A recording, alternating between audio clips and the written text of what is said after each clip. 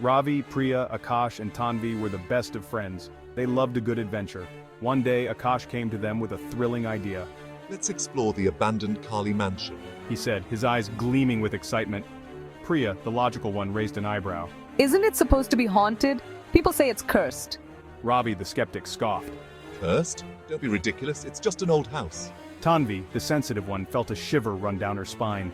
A sense of unease washed over her, but she didn't want to disappoint her friends. Okay, let's do it. She agreed, her voice barely above a whisper, and so, the decision was made. They would venture into the unknown, unaware of the horrors that awaited them. The old mansion loomed before them, a skeletal silhouette against the setting sun. Its walls were crumbling, consumed by creeping vines. The iron gates groaned as if in protest as they pushed them open. A musty smell permeated the air, thick with the scent of decay.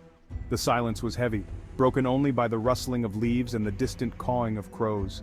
They stepped inside, their footsteps echoing through the empty halls. Dust-covered furniture and cobwebs greeted them. Portraits of stern-faced strangers stared down from the walls.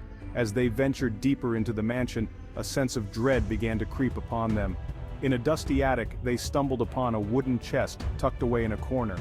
Inside, they found a leather-bound book, its pages filled with strange symbols and faded ink. This was no ordinary book. It was a window into a dark and forgotten past.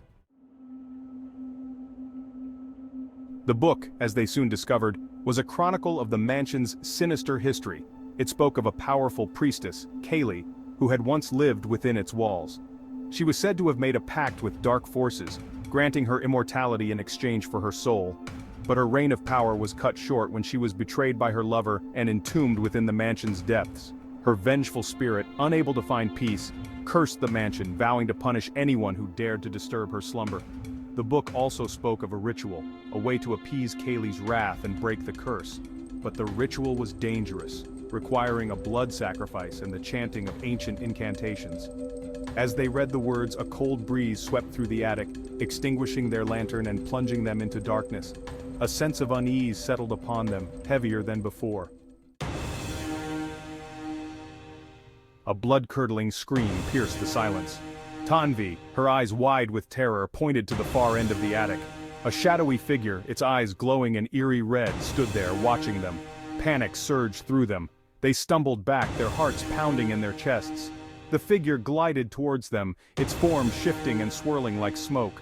This was no ordinary being. It was the vengeful spirit of Kali, awakened from her slumber. You have disturbed my rest. Now you shall face my wrath. The temperature plummeted, and the air grew heavy with the smell of decay. The shadowy figure lunged, its claws outstretched, ready to claim its victims. They were trapped, with nowhere to escape the wrath of the vengeful spirit. The curse of Kali was real, and they were now its prisoners. My skepticism shaken to the core, I grabbed a broken chair leg, ready to fight back. My logical mind racing, I searched for a way out. My adventurous spirit dampened by fear, I stood frozen in place. My senses overwhelmed by the spirit's power, I felt a strange connection to the vengeful Kali. I could sense her pain, her rage, her sorrow. The shadowy figure lunged again, its claws raking through the air. Ravi swung the chair leg, but it passed right through the spirit's form. They were dealing with something beyond their comprehension, something that defied the laws of nature. We need to get out of here! Priya shouted, her voice trembling. She grabbed Akash's hand and pulled him towards the attic door. But the door slammed shut, seemingly of its own accord. They were trapped, with no escape from the vengeful spirit that hunted them. Section 6. The Price of Curiosity. The spirit moved with unnatural speed, its laughter echoing through the attic. It toyed with them, relishing their terror. Each narrow escape only served to heighten their fear. You should not have come here. This place is mine.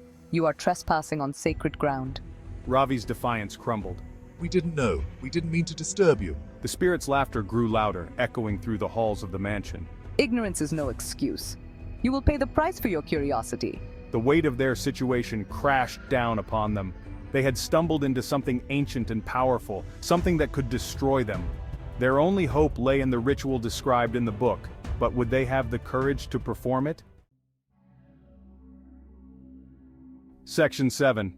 The ritual time seemed to stand still as they huddled together, their breaths shallow and ragged. The spirit circled them, its presence suffocating, its power undeniable. We have to try the ritual. It's our only hope.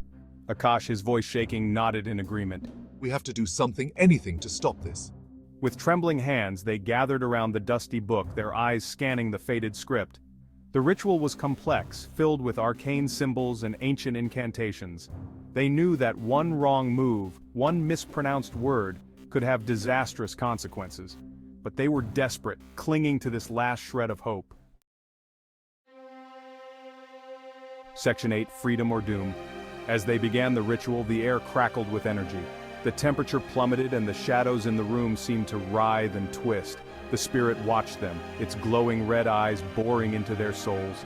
Tanvi, guided by a force she couldn't explain, began to chant the words from the book.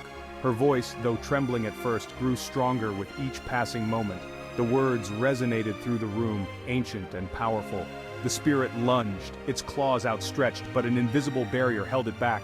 The ritual was working, but it was also fueling the spirit's rage. Hurry! It's getting stronger! Ravi and Akash joined Tanvi in the chant, their voices blending with hers, creating a symphony of sound that filled the attic.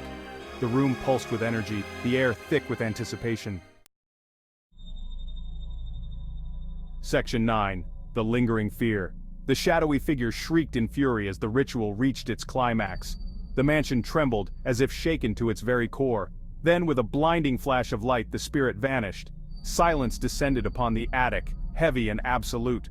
The friends, exhausted but alive, collapsed to the floor, the book falling from their grasp. They had survived their encounter with the vengeful spirit of Kaylee.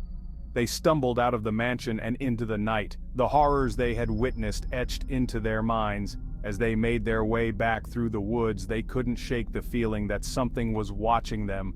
The curse of Kaylee might have been broken, but the memory of that night, the chilling fear, would stay with them forever. They had learned a harsh lesson about the dangers of disturbing the past and the consequences of trespassing on sacred ground.